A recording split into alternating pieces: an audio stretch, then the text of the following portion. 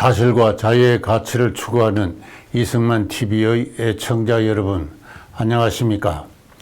얼마 전 본 학당으로 MBC의 모 PD가 찾아와서 8.15 광복절에 방영될 특집 방송의 기획과 관련해서 협조를 요청했습니다. 윤석열 대통령이 일본 기시다 총리와 함께 지난 3년간 위기였던 양국 관계를 복원하고 동반자 관계를 확인하고 있지만은 양국 간에는 강제징용, 위안부, 독도 등 해결할 문제가 남아있는 게 사실이다. 2005년 이후 일본 정부는 외교 청서와 방위백서에서 독도, 일본 말로는 다케시다죠. 독도를 일본 영토라고 한국이 그것을 불법 점유하고 있다고 주장하고 있다. 이 문제가 앞으로 한일 관계에 어떤 영향을 미칠 것인가? 그러한 문제를 다루는 광복절 특집 방송을 제작한다는 것입니다. 본 학당을 방문한 MBC의 모 PD는 독도에 관한 일본의 이 같은 태도에 대한 저의 입장이 어떠한지를 알고 싶다며 인터뷰를 요청했습니다. 저는 마침 학당에 있지 않았으며 그러한 요청을 전해 들었습니다. 저는 과거에 두어 차례 MBC와 매우 불쾌한 경험을 가진 바가 있으며 그와 별도로 평소 MBC가 과연 공정성을 생명으로 하는 공영방송인가에 대해 의문을 품고 있어서 그러한 이유에서 MBC의 요청을 거부했습니다. 그랬더니 저에게 직접 전화를 걸어와서 인터뷰를 요청했습니다. 저는 같은 이유를 들어서 인터뷰를 사양한다면서 전화를 끊었습니다. 그러자 다음과 같은 문자를 보내왔습니다. 교수님께서 발간하신 반일 종족주의라는 책이 일본에서 독도가 한국 영토가 아니라는 근거로 인용되고 있는 게 사실입니다. 최근 일본 정부의 모든 공식 문서에 독도는 일본의 고유 영토이며 한국이 불법 점유하고 있다는 표현이 완성되었습니다. 이에 대한 교수님의 견해를 프로그램에 반영하고자 하오니 연락 바랍니다. 이러한 문자였습니다.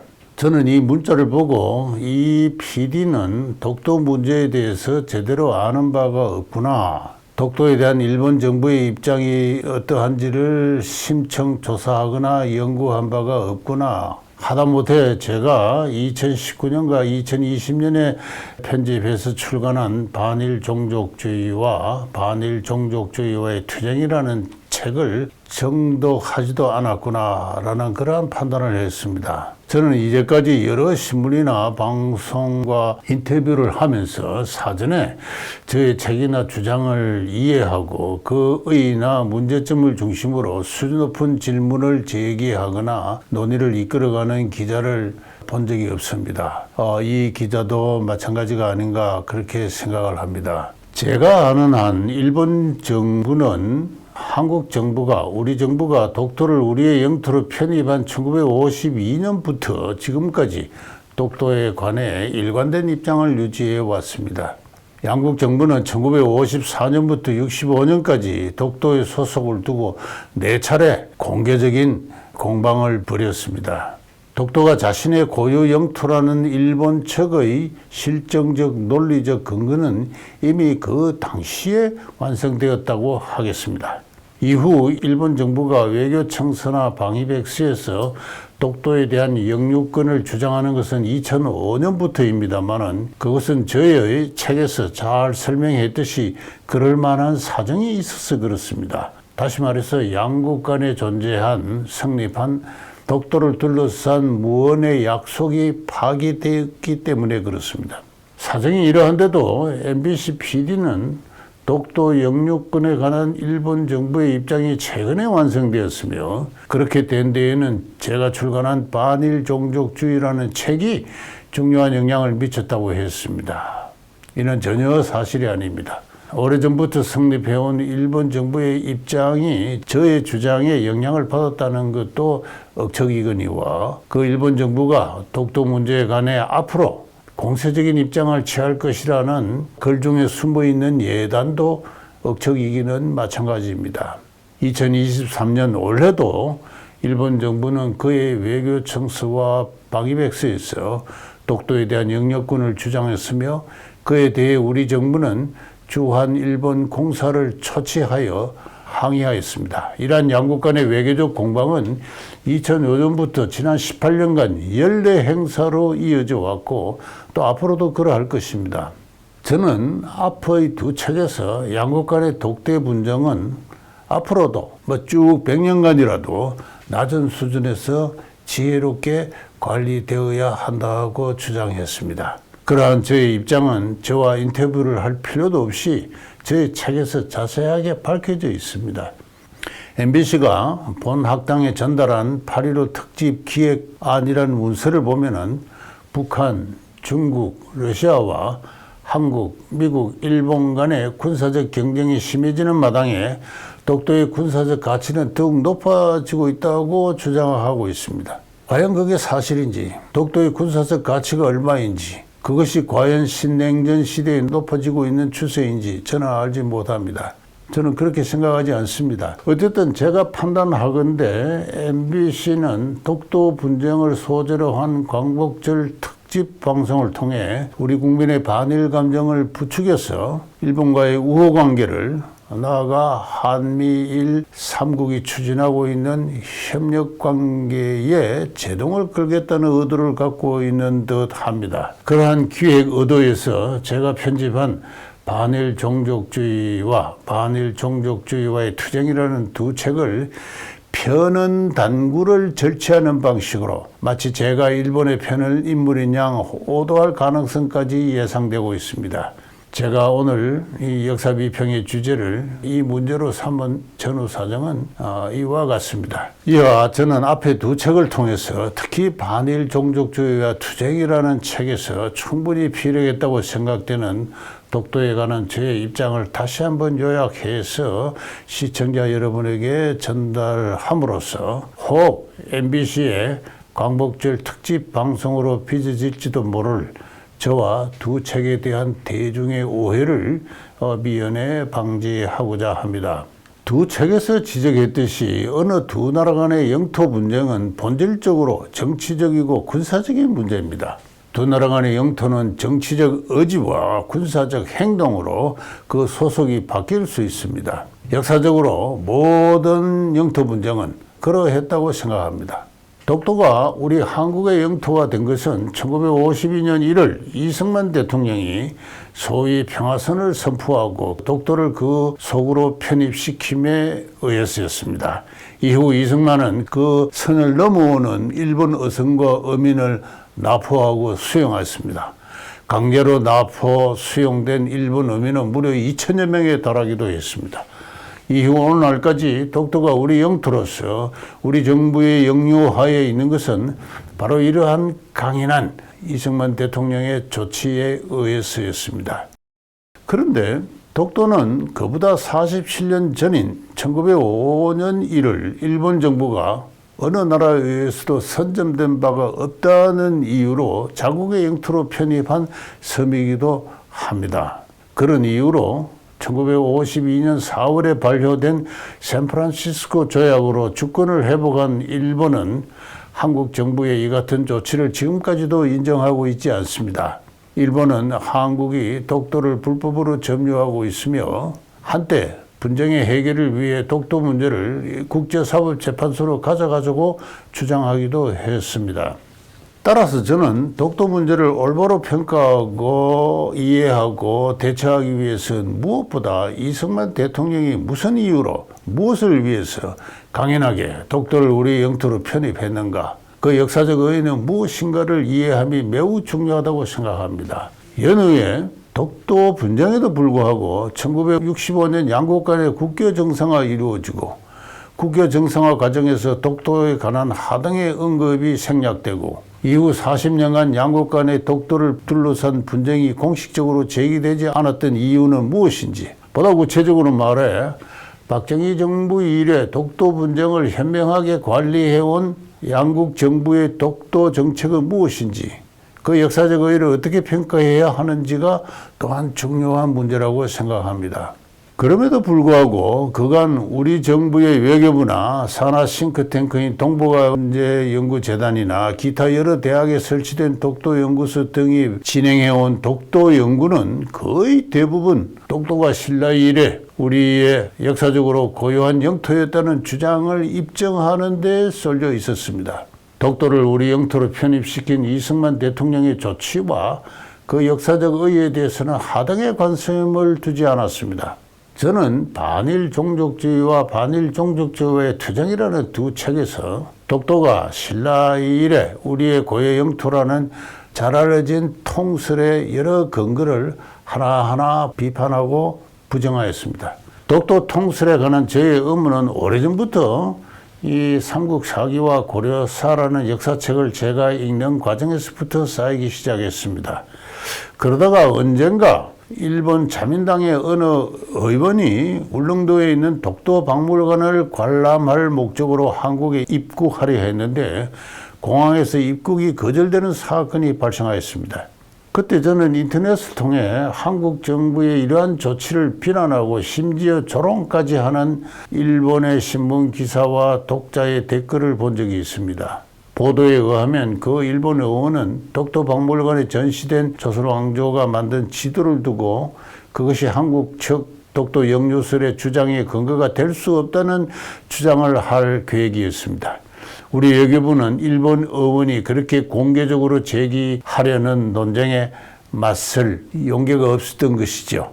더구나 합법적인 자격으로 입국하려는 사람을 공항에서 되돌려 보내는 이 나라가 과연 통행의 자유를 보장하고 있는 세계가 공인하는 자유민주의 국가라고 할 수 있습니까?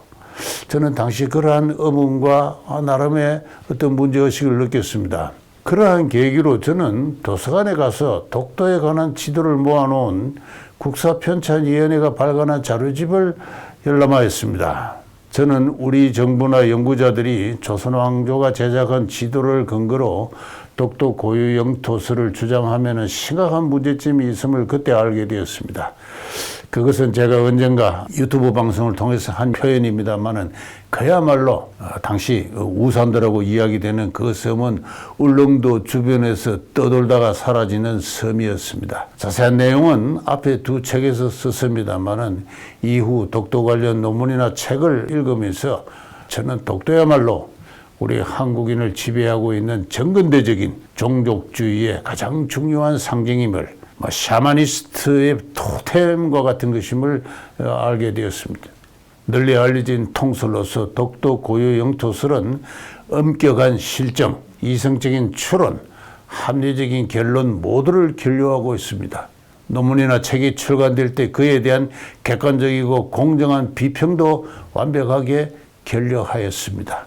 감성적인 충동, 일반적인 확신, 당위적인 선동만이 공유되고 있었을 뿐입니다.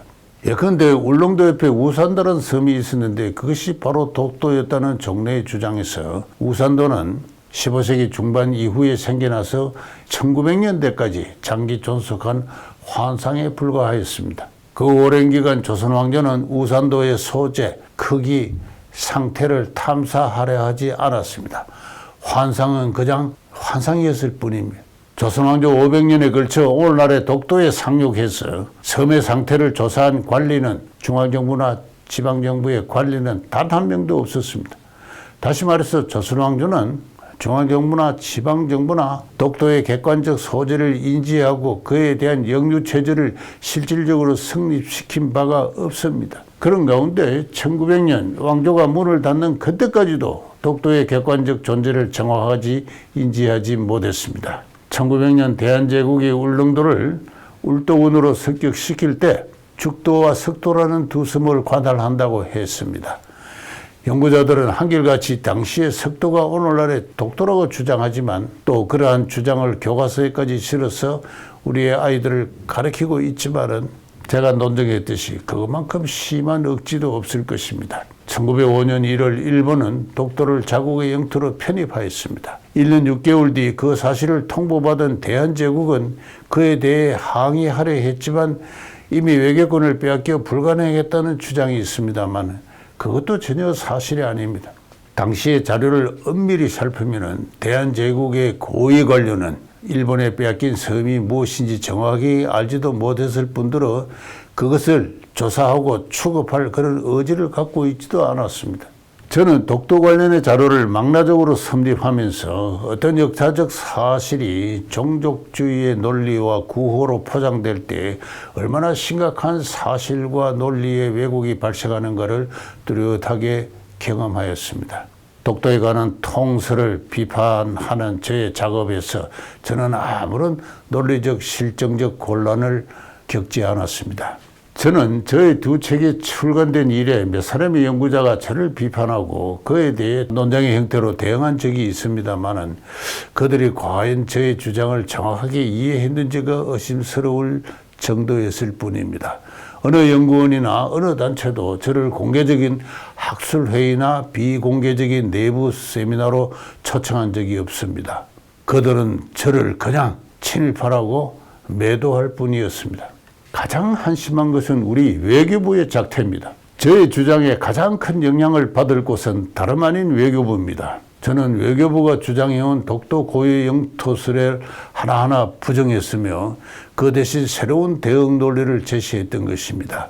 외교부는 응당 저와 토론해야 했습니다. 그러하기는커녕 외교부는 산하 동북아 연구재단의 예산을 갑자기 2배 이상 늘려주면서 저의 주장을 반박하라고 주문했다고 합니다. 돈을 주면 새로운 자료나 새로운 논리가 나오거나 개발됩니까? 저는 어느 곳으로부터 한 푼의 연구비를 받지 않고서도 새로운 자료와 논리를 개발했습니다. 저의 주장에 대한 외교부의 대응 행태는 아직도 이 나라의 외교가 저차원의, 저지식의, 저책임성의 종족주의 수준에 머물러 있음을 이야기하고 있을 뿐입니다. 이제 제가 제시한 독도 방안으로 다시 돌아가겠습니다. 독도 분쟁에 임하는 오늘날 우리 정부나 국민의 마땅한 자세는 그것을 우리의 영토로 강인하게 편입시킨 이승만 대통령의 의지가 무엇을 지향했던가 그 역사적 의의를 되새기는 작업, 바로 그것이라고 하겠습니다. 이전에 두 책에서 충분히 강조했듯이 이승만 대통령의 독도 편입은 신생국의 국민 만들기 작업의 중요한 상징을 이루었습니다. 역사적으로 무기력하고 분열해 있는 우리 한국인이 자유와 독립의 정신으로 단련된 국민으로 통합되어 감에 있어서 우리를 지배하고 억압했던 일본과의 투쟁은 매우 요긴한 역사적 과제였습니다. 또한 이승만 대통령은 신생 후진국의 영토를 함부로 붙였다가 떼기도 하는 미국의 행포에 대해서도 저항했습니다. 1946년 일본 동경의 연합군 사령부는 일본 정부의 주권이 미치는 선을 그으면서 이른바 메가더라인이라고 합니다만 독도를 장차 독립할 한국령으로 포함시켰습니다. 독도는 일본 섬 오키보다 한국 섬 울릉도에 더 가깝습니다. 날씨가 좋으면은 조양과 석양을 배경으로 해서 잠시 보이기도 하는 섬입니다. 1905년경 울릉도의 우리 주민들은 그 섬을 독도라고 부르면서 자신의 부속하는 섬이라는 영유의식을 가지기도 했습니다. 그 섬을 무능했던 조선왕조가 일본에 놓친 것입니다.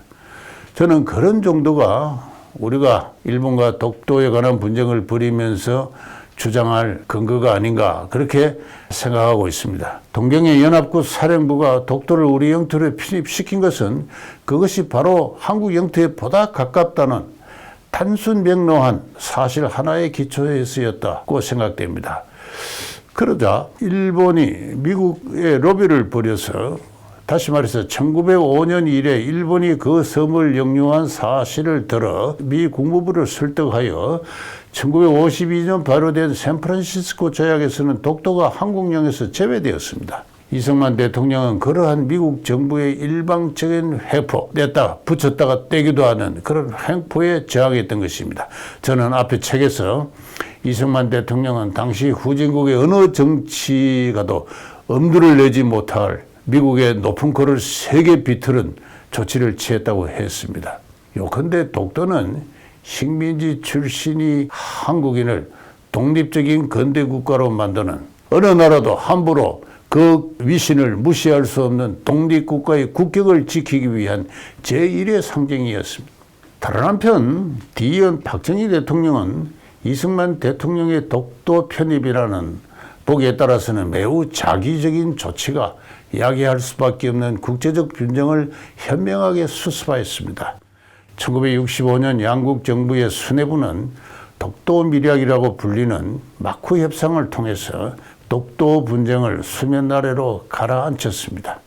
양국은 서로 독도의 영유권을 주장하되 그에 대해 이의를 제기하지 않고 업군과 관련해서는 독도를 둘러싸고 공동 의료구역을 설정하고 한국이 독도를 영유하는 현실을 인정하되 시설을 신축하거나 정축하지 않는다는 그러한 약속이었습니다. 바다 위에 솟은 무용의 바위섬을 두고 양국이 불모의 분쟁을 벌일 필요는 없었던 것이죠.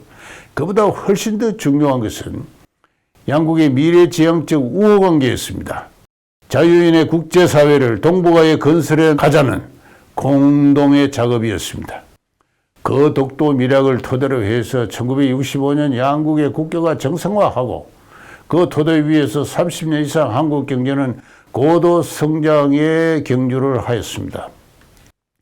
그 건설적인 약속이 파기하는 것은 유감스럽게도 우리 한국 측입니다. 1995년 김영삼 대통령은 일본 정부의 항의에도 불구하고 독도에다 제반시설을 건설하였습니다. 양국 간의 분쟁이 공식화하는 것은 노무현 대통령이었습니다. 그는 독도 문제를 우리의 주권상으로 다루겠다고 선언한 다음 독도의 경비부대를 정강하고 제반시설을 확충하고 민간관광을 허용하였습니다. 그러자 일본 정부는 독도 문제를 방위백서나 외교청서에서 한국이 불법 점유하고 있다고 밝히고 중등학교 교과서에까지 독도 문제를 서술함으로써 독도 분쟁을 일본의 국민적 과제로 성격화했습니다. 그렇게 악화된 양국의 우호 관계는 지난 문재인 정부에 이르러 최악의 상태에 도달하였습니다. 문재인 정부는 독도 해상에 우리 해군 함정이 독도에 접근하는 일본 해상 정찰기를 향해 레이더를 조사하는, 다시 말해서 미사일을 발사하여 격추할 준비에 돌입하는 군사행동을 하였습니다. 그 책임 소재가 아직 밝혀지지 않았습니다만 이러한 적대적 군사행동은 일본 정부와 국민을 큰 충격에 빠뜨렸습니다. 숨길 것 없이 문재인 대통령은 일본을 잠재적인 적성국가로 간주했던 것입니다. 현 윤석열 정부는 이렇게 위기에 빠진 양국의 우호관계를 복원함에 힘을 다하고 있습니다. 오는 18일 미국 정부의 초청으로 미국, 한국, 일본의 3자 정상회담이 열린다고 하지요. 이 회담을 통해 3국의 군사적, 경제적 동맹 관계가 더욱 굳어지길 소망합니다. 이러한 차제에 MBC가 잠자고 있는 독도 분쟁에 불씨를 던져서 양국의 우호 관계를 저해하고 나아가 한미일 3국 동맹에 상처를 내고자 합니다. MBC에게 큰 소리로 묻습니다. 독도에 대한 우리 대한민국의 영유권에 무슨 사고나 위협이 현실적으로 발생했습니까? 그런 조짐이라도 있습니까? 지난 20년간 연례 행사로 낮은 수준에서 관리되어 온 독도 분쟁을 정폭시켜서 얻게 될 우리의 국익은 무엇입니까? 독도 분쟁은 일방적인 선동이나 구호로 해결될 수는 없습니다. 독도의 영유권에 대한 우리의 입장을 굳건히 하는 가운데 상대의 입장도 배려하는, 그리하여 분쟁을 낮은 수준에서 의례적으로 관리하는 지혜가 요긴합니다. 저는 양국 정부가 현실적으로 그렇게 하고 있다고 생각하며 그러한 분별, 자제, 배려야말로 우리가 선진사회로 전진하는 불가결한 덕목이라고 생각합니다. 그러한 취지에서 MBC가 기획하고 있는 광복절 특집 방송은 제가 보기엔 그 의도가 심히 불온하게 느껴집니다. 이만 줄이겠습니다. 장시간 경청해 주셔서 대단히 감사합니다.